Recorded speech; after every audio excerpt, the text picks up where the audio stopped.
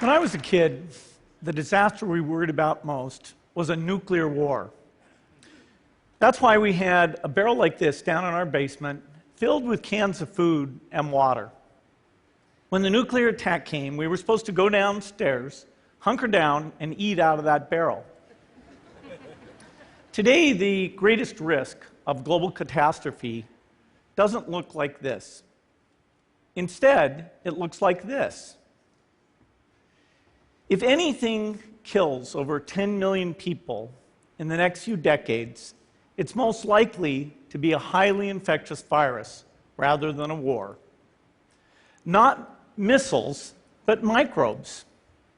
Now, part of the reason for this is that we have invested a huge amount in nuclear deterrence, but we've actually invested very little in a system to stop an epidemic.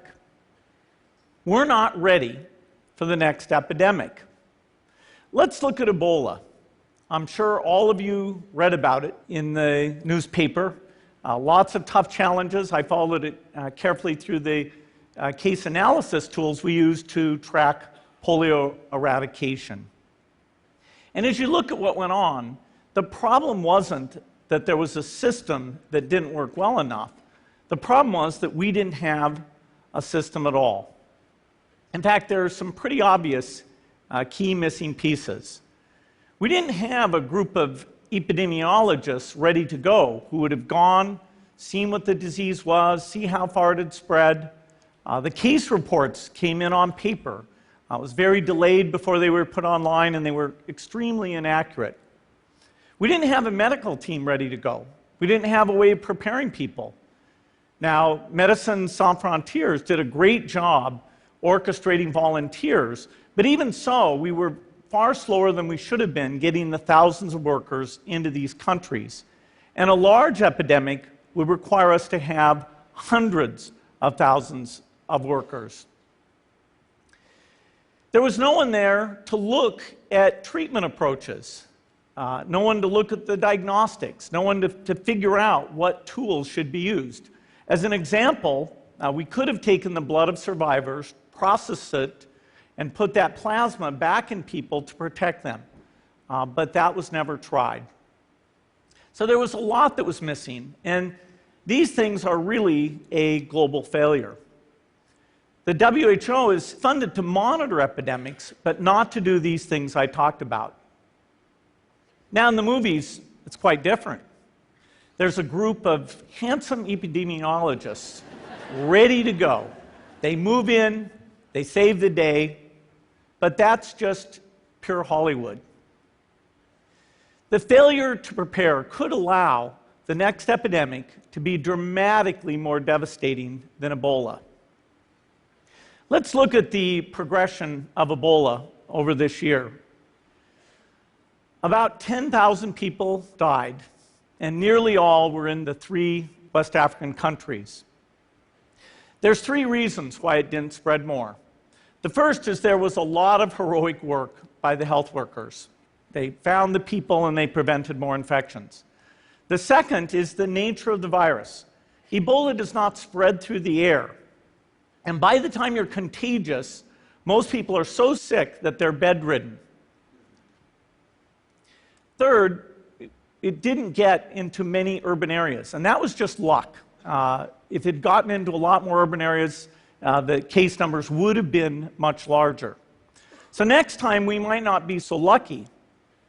You can have a virus where people feel well enough while they're infectious that they get on a plane or they go to a market.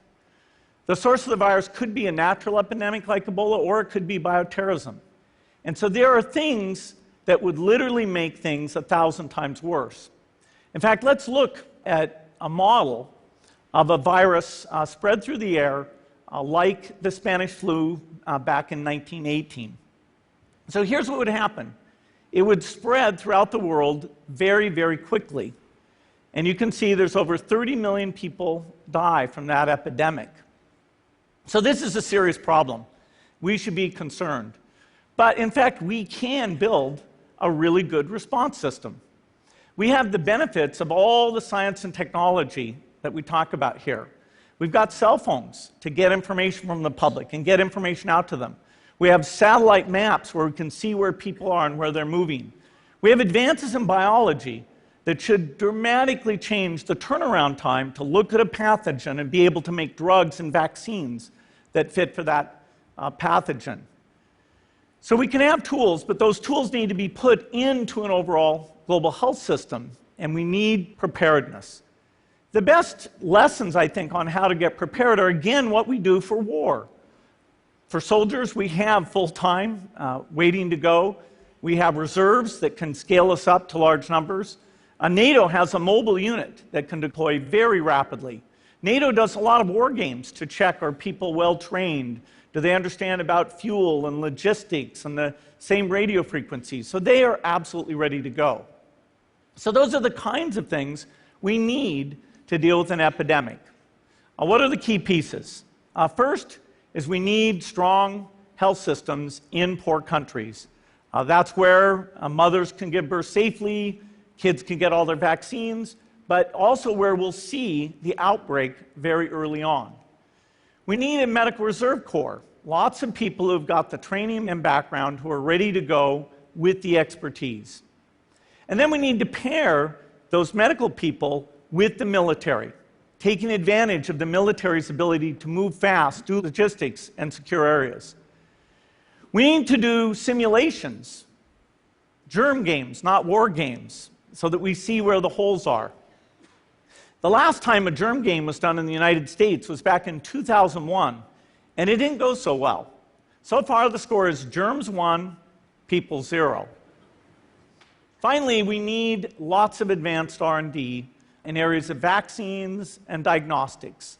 There are some big breakthroughs, like adeno-associated virus, that could work very, very quickly. Now, I don't have an exact budget for what this would cost, but I'm quite sure it's very modest compared to the potential harm. The World Bank estimates that if we have a worldwide flu epidemic, global wealth will go down by over $3 trillion, and we'd have millions and millions of deaths.